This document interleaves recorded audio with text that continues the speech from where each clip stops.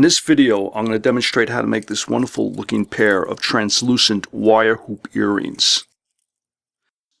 I had a piece of rice paper laying around and I decided to incorporate that into the earring itself, and after I secured it in place, I applied a few coats of varnish, the same varnish I use on my watercolor paper pendants, and the varnish transformed the rice paper into a beautiful translucent material and accentuates the watercolor in a wonderful way. The design possibilities are absolutely limitless. The wire itself forms more or less a framing device that can be configured in any conceivable shape that you wish. The tools that you will be using are the standard: your flat nose jewelry pliers, your side cutters,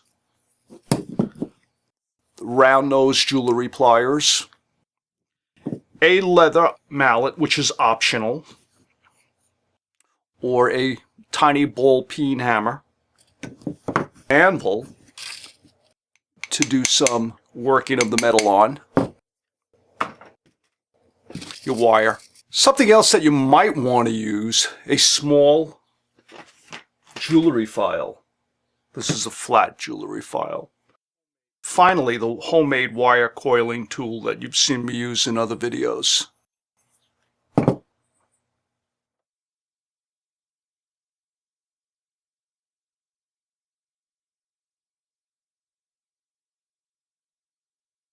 Anyway, let's get started. How do we begin? We have to begin by making our hoops. So we take the coil tool, insert the piece of wire in there to get a good firm grip, and wrap the 20 gauge wire around the coil tool.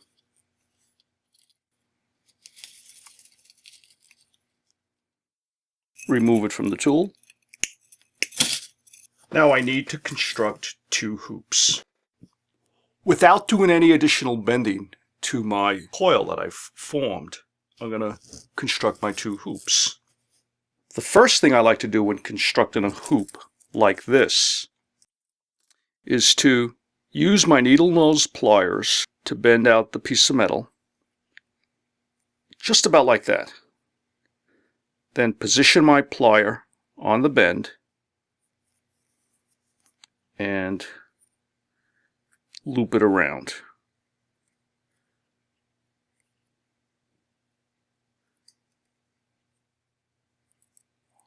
I would like to make that just a little tighter. This is going to require the use of two pliers. Possibly do that with my fingers. See, I'm holding it with my needle nose and I'm pulling it tighter with the other one. So now I have a nice loop at the top of the wire. Use the side cutters to trim off the excess. Always cut on the inside of your loop. Press it firmly against the wall of the wire and cut. Beautiful. At this stage of development, we have the simple loop formed at the tip of our wire. Cutting a length of wire that has at least two loops will give me enough material to form the core of the earring. Put that aside, and let's prepare the other half of the pair. With our coils made and our top hoops in place, we're ready to begin making the pair of earrings. But before I actually jump into that, let me prepare one additional thing. The top coil. To make the top coil, I'm going to use my homemade coil forming tool. All it is a small branch that I drove a finished nail into. You could also purchase in any craft store a set of coil forming tools. What's nice about this is it comes in a variety of sizes, so you could make coils very small and gradually increase incrementally to larger and larger diameter circles. Very effective tool. And all you do to use this tool is hold your wire firmly and then wrap it around a size that you determine to be adequate for your needs. Look at that. Nice. slide it off. I'll trim it.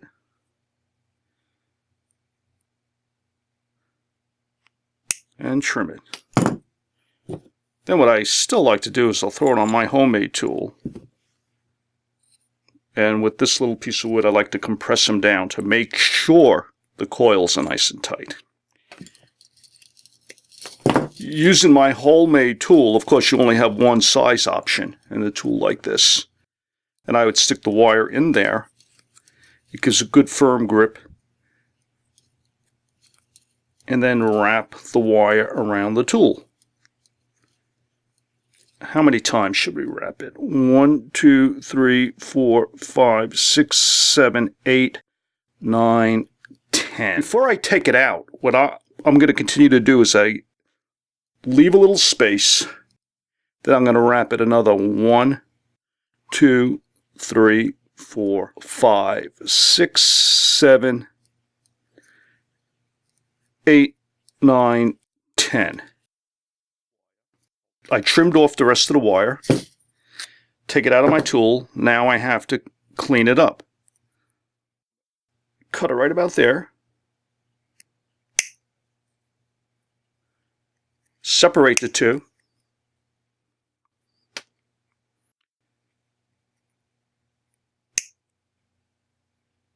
Now this one looks pretty bad right now, but I can fix that. First, let me trim off the excess that's going off in a wild direction. What I need to do is put it back on my homemade tool and press it down. To press it down, I'm using a dowel with a hole drilled in it. Or I could use my pliers, so I don't have to get fancy.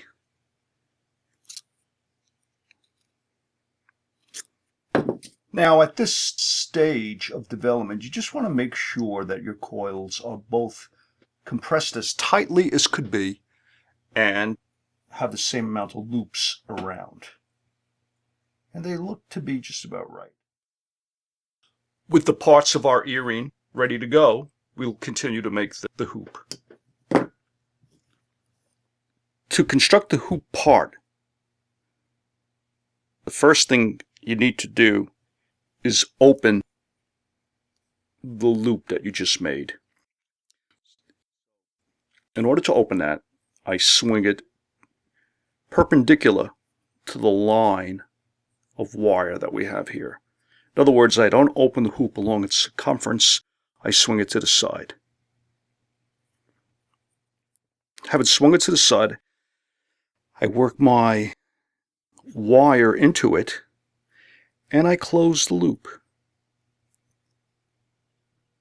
Very simple, see? So now,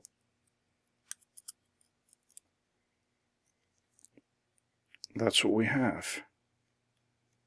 Here, let me do that again. With my flat nose pliers, gently swing the loop opened, then position the earring wire in the loop and close the loop. Very simple way of making a hoop earring. What do we do next?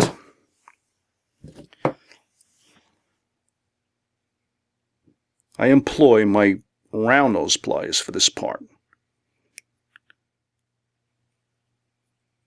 I very carefully grab that wire and turn it. Gently turn it. I don't want to have a sharp angle there. I want to maintain a nice curve. I have a lot of excess wire here. I didn't have to use so much. See what I did?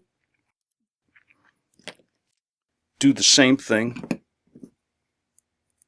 to the other half of the pair. Grab it, bend it up, being careful not to distort the shape of your hoop. Alright, we have our two hoops, more or less the same size. What do we do at this stage? I need to attach my coil and form my top loop. So onto each one, I position the coil. Then, using my round nose plier, I move the round nose plier in as close as I can to that coil. Don't actually touch the coil, because you need to bend the wire at a slight angle, a 45-degree angle, and form a loop that your ear wire will eventually attach to. So I'm holding it there, approximately 1/8 of an inch from the top of your coil. I'll bend it out at a 45-degree angle. Then I wrap my wire around the tip of the round nose pliers. Using my side cutters, cut off the excess. So actually, what do we have here? We have a basic hoop that can be used for any number of things. You can dangle beads from the center, you can put beads and dangle it here. In this instance, we're going to apply rice paper and color it and varnish it in place.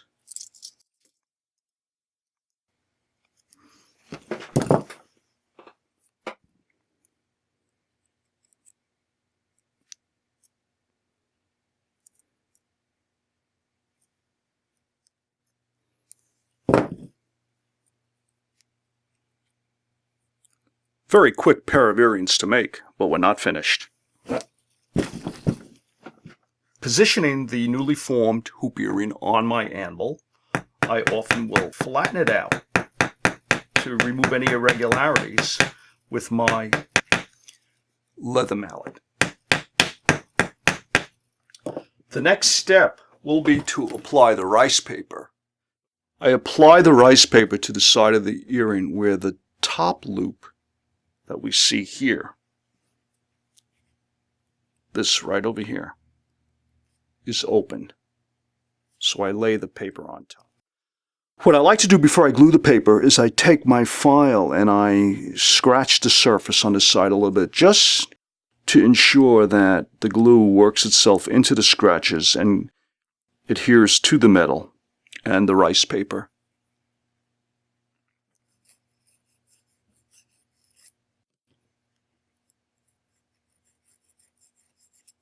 That's all.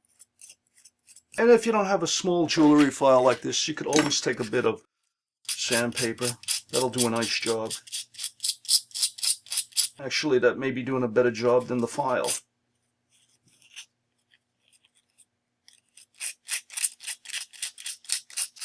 Apply the rice paper.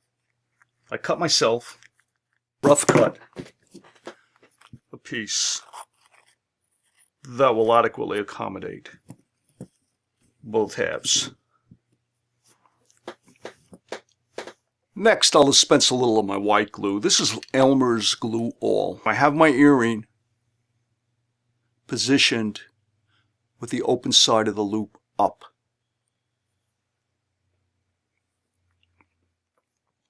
I'll continue by applying a coat of glue to the top part of the ear wire. Okay? Being careful not to get it on the other side, but you could easily sand it off if you do, no big deal. What I'm doing here is a good example of why I like to work on a raised surface for this, because now I could comfortably get in there and position my rice paper where I want it to be. I like to work it up as close to the top loop as possible. What I'll usually do at this point is take my paintbrush and burnish it down.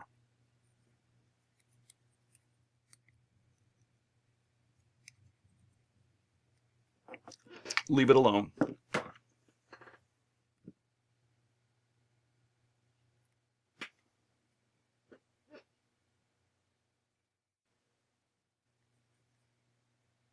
I don't want to rub the glue out.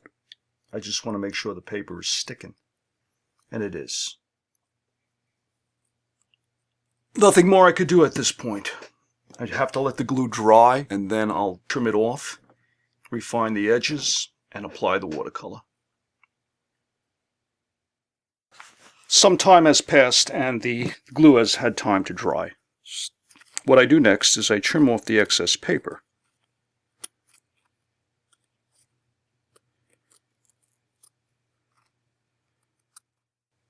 Good. What needs to be done now is the edges need to be cleaned up. Using a piece of sandpaper or a small file. Clean it up until you're happy. Don't sand back and forth. Always sand into the edge on an angle. It also might be a better idea at this early stage to not even sand it. After you do your initial cutting, you might want to simply start to stain it with watercolor and varnish it. What do we do now? We add some paint. My water to clean my brush. I'm using a very fine brush for this. I'm using a number 2 liner brush because I want to apply small amounts of watercolor to the paper, not large flows. My number 6 would be just way too much, too big for what we're about to do. And I have a palette with some basic colors that you've seen used before. I have all I need. My yellows, my greens, my blues, my red. Since we're making a pair of earrings, we want to keep them reasonably symmetric, so it makes sense to work on both halves at the same time. I'm thinking it would be better to work on the outside, where the paper overlaps the metal, rather than on the inside.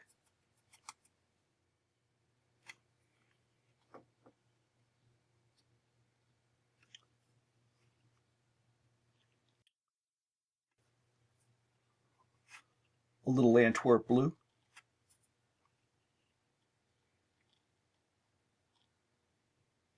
Notice I didn't wet the paper first.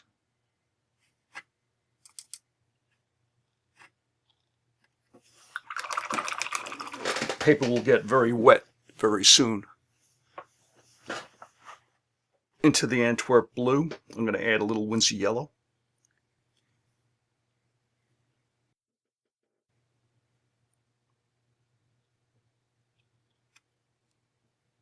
I'm having fun with it.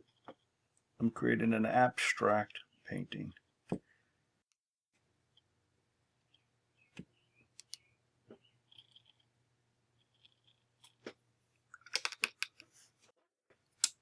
I'm working in some rose red.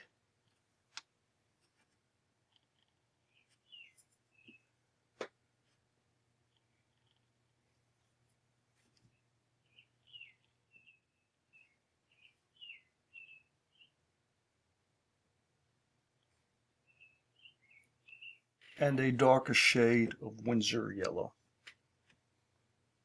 You could use any colors you like.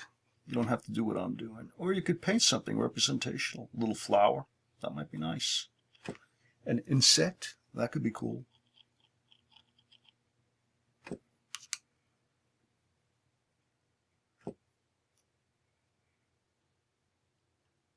I don't want to do too much. That is absolutely enough. I like the array of colors. Once it's dry, I could start varnishing. The two are completely dry now, and the next thing that has to be done is apply the varnish. I like using a flat angled brush because it allows me to apply the varnish smoothly and evenly. And I need to point out, I hope you can see this in the video, I don't start my varnishing from the inside where the metal lays on top of the piece. Can you see that? I also like to position my pieces on this little tray I made to minimize surface contact and the possibility of varnish seeping through and sticking to the piece. Using my polyacrylic varnish. Not a huge amount, I just want to gently flow it.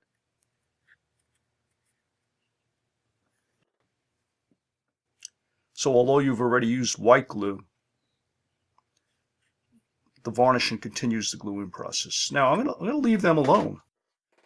I make sure at this stage of the game that nothing is sticking. When the varnish has air dried, I'll apply a second layer.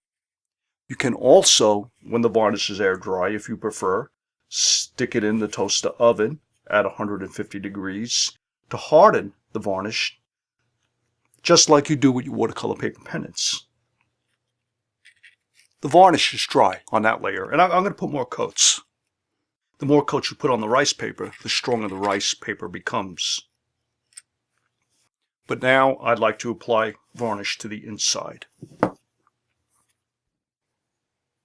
I'll flow my varnish, making sure I work it over to the edge. I'll put it aside and let it dry. It is easier to varnish these by laying them on a surface.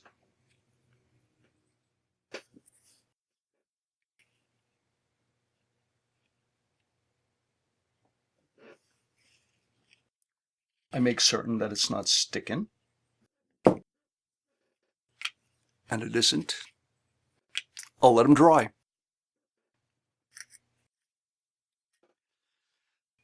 Having applied 2 coats of varnish to the front and allowing it to completely dry, I'll flip them over and apply 1 additional coat of varnish to the back. The purpose of this additional coat, aside from giving it a little bit more of a glazed look, is primarily to strengthen the paper. The pieces are completely dry.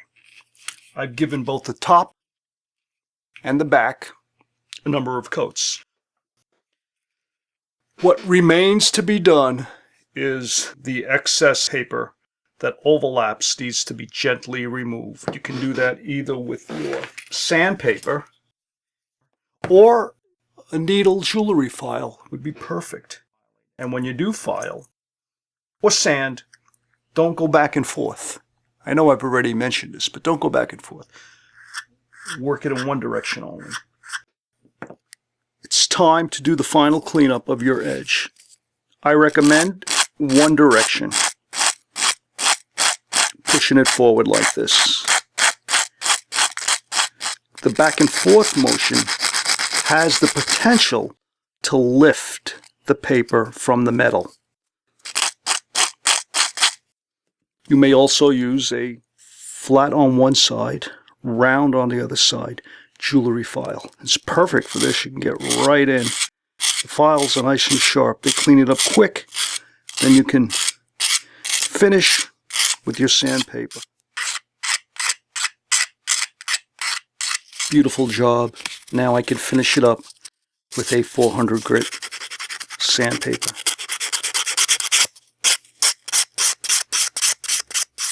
That was a lot of fun. This piece is finished. I'll continue to work this one for a few minutes. All I need to do now is attach the earrings to the pre-made ear wires and we're finished. I want the side with the metal on the surface to face out.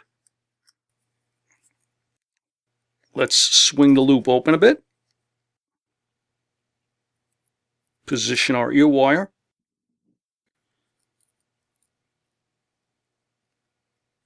Close the loop. The earrings are finished. A combination of rice paper with varnish and 20 gauge nickel silver wire. That was a lot of fun. They're quick and easy to make. I hope you enjoyed watching the video.